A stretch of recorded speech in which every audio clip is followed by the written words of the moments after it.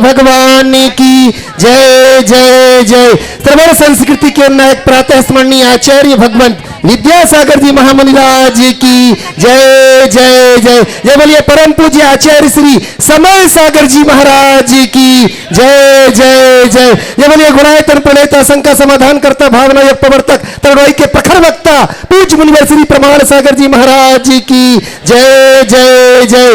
मुनिवर श्री निर्वेक सागर जी संधान सागर जी महाराज की जय जय जय। मुनि संघ की जय जय जय। प्रिय बंधुओं, गौराबाई दिगंबर जैन मंदिर एवं पार्श्वनाथ दिगंबर जैन मंदिर की तलहटी में आयोजित देश के सर्वाधिक लोकप्रिय कार्यक्रम शंका समाधान में यहां उपस्थित एवं देश विदेश से जुड़ी उन सभी श्रद्धालुओं का, जो कि पारस चैनल, जनवाणी चैनल एवं प्रामाणिक ऐप के माध्यम से इस कार्यक्रम का सीधा प्रसारण देख सुन आनंद ले रहे हैं, उन सभी का मैं सकल दिगंबर जैन समाज सागर की ओर से हार्दिक हार्दिक अभिनंदन करता हूं।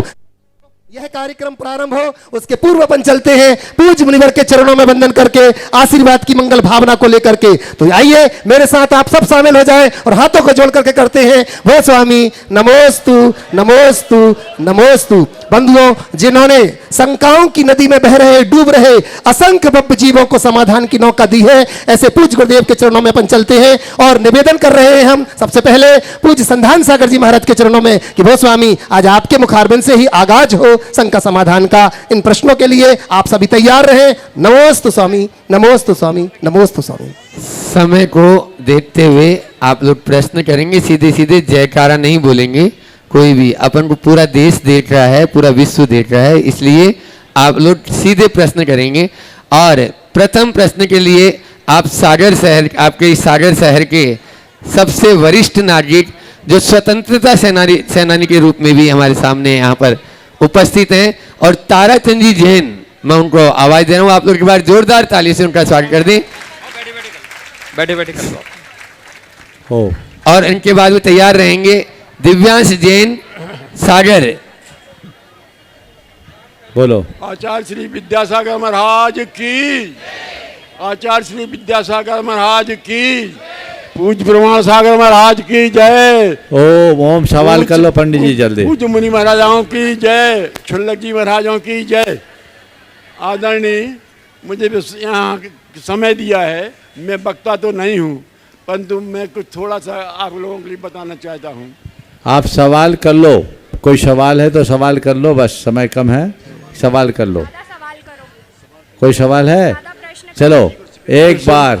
मेरा से ये कहना है कि आपसे हम बहुत पुराने जुड़े हुए हैं। हाँ। सन 1914 में आपके शिविर में मैं पहुंचा था। हाँ। मेरे घर के सब आदमी पहुंचे थे। हमारी उम्र 90 साल की हो गई थी। आपके शिविर के समय में हमें ऐसा लगा कि अब समय कम बचा है और हमें अब प्रतिमा लेना चाहिए। तो हम वहाँ से जब वापस आए तो विदिशा में आचार्य विद्यासागर जी विराजमान थे, उनके पास मैंने 2 प्रतिमा ली और ये सब आपके ही। बहुत सुंदर। एक बार इनका जोरदार करतल ध्वनि से अभिनंदन कर दीजिए। ये पूरे शतक पूर्ण करने जा रहे हैं। ऐसे दीर्घायु और स्वस्थ मनुष्य बहुत कम मिलते हैं। ये इनकी सादगी पूर्ण जीवन का उदाहरण है और निश्चित इन्होंने पूर्व में खूब भैयावृत्ति की होगी, उसका ये सुफल इन्हें प्राप्त हो रहा है। ये ऐसे ही करते रहें, मेरा बहुत बहुत आशीर्वाद है। आप व्रत पाल रहे हो, समाधि के रूप में उसका फल भी पाओ। आगे बोलिए। दिव्यांश जैन बतासा गली, और उसके बाद भी तैयार रहेंगे विशाल जैन वर्णी कॉलोनी सागर। माइक वहां तक पहुंचा दे। हाँ, थोड़ा शीघ्रता से। नमोस्तु महाराज जी।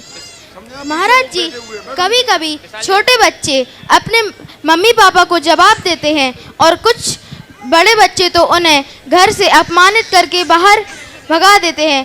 तो हम बच्चे ऐसा क्या करें कि अपने मम्मी पापा के दिए गए उपकारों को याद रखें और उनकी सेवा कर उनका गौरव बढ़ा सके। बहुत अच्छा सवाल है। छोटे बच्चे मम्मी पापा को जवाब दे देते हैं और कुछ बड़े बच्चे अपमानित करके घर से बाहर निकाल देते हैं। ये दोनों स्थितियाँ बहुत ही निंदनीय हैं, ऐसा नहीं होना चाहिए। बड़ों का मान रखना सबका अपना कर्तव्य है और बड़ों का मान तभी कोई रख पाएगा जब दूसरे लोग भी बड़ों को मान दें। आजकल लोग ये शिकायत तो करते हैं कि बच्चे जवाब देने लगे हैं, बड़ों का मान नहीं कर पा रहे, लेकिन कहीं न कहीं जो बड़े हैं वे भी देखें क्या वो अपने से बड़ों का मान कर रहे हैं। बच्चे तो वही दोहराते हैं जो आप उन्हें सिखाते हैं। तो आप बड़ों का मान रखेंगे तो बच्चे भी आपका मान रखेंगे, इस बात का हम ध्यान रखें। और माँ बाप का हमेशा या बड़े जनों का हमेशा सम्मान और गौरव बना के रखने की प्रेरणा सभी को देनी चाहिए। विशाल जैन वर्णी कालन की बात तैयार हैं श्रीमती दृष्टि जैन राजा बिलरा। नमोस्तु महराश्री। महराश्री, मेरा प्रश्न आज के आधुनिक शिक्षा प्रणाली को लेकर है। महराश्री, आज वर्तमान समय में सभी अभिभावक चाहते हैं कि हम अपने बच्चों को अच्छी से अच्छी शिक्षा दे सकें, लेकिन इस अंधाधुंध दौड़ में महराश्री स्कूल प्रबंधन की मनमर्जी तो चल ही रही है, साथ ही अभिभावकों के ऊपर एक अननेसेसरी प्रेशर भी आ रहा है, जैसे कि होमवर्क को लेके या शिक्षा को लेके। तो महराश्री, अभिभावकों को ऐसा क्या करना चाहिए कि वो उच्च शिक्षा से वंचित भी ना रह पाएँ और उनका सर्वांगीण विकास भी हो सके? देखिए, उच्च शिक्षा और आजकल की जो एक स्टेटस वाली शिक्षा है, इन दोनों में थोड़ा अंतर है। अब केवल उच्च शिक्षा की तरफ ध्यान नहीं है, अब तो शिक्षा के लिए शिक्षा संस्थानों के चुनाव में स्टेटस भी आ गया है और सारा प्रेशर उसी का है। समाज को चाहिए गुणवत्तापूर्ण शिक्षा के संस्थानों को प्रोत्साहित करें और अभिभावकों को चाहिए कि गुणवत्ता देखे, स्टेटस न देखें। उदाहरण के लिए मैं बोल रहा हूँ, एक बड़े उद्यमी परिवार की बच्ची का लोगों ने प्रेरणा दी कि इसे प्रतिभा स्थली में भेज दो, तो उस व्यक्ति ने क्या कहा, उसकी धर्मपत्नी ने, कि वो तो बहुत छोटा स्कूल है, वहाँ तो मात्र 70,000 का पैकेज है, इसलिए वहाँ हम नहीं भेजेंगे, वहाँ छोटे लोग पढ़ते हैं। ये सोच बड़ी हास्यास्पद है। उनका अगर वही 5 लाख फीस दे दे तो हो जाएगा। तो ये जो होड़ है, ये होड़ भयानक है और हमें इसे दूर करना चाहिए। नमोस्तु महराश्री। श्रीमती दृष्टि जैन राजा बिलरा अपना प्रश्न महाराज जी चरणों में रख रहे हैं। उसके बाद प्रगति प्रसून जैन सागर। नमोस्तु महाराज जी, मेरा प्रश्न पारिवारिक है कि कहते हैं परिवार में प्रेम और विश्वास इस परिवार की सबसे बड़ी नींव होती है, लेकिन यदि विश्वास ना हो, विश्वास का अभाव हो परिवार में, तो उस माहौल में कैसे रहा जाए? क्योंकि विश्वास के अभाव में घरों में कलेश होते हैं और उसी वजह से फिर घर में अलगाव होता है और उसका प्रभाव हमारे बच्चों पर भी बहुत बुरा पड़ता है। तो उस माहौल में कैसे रहा जाए? एक हाइकू है, मत दिलाओ विश्वास, लौट आता व्यवहार से।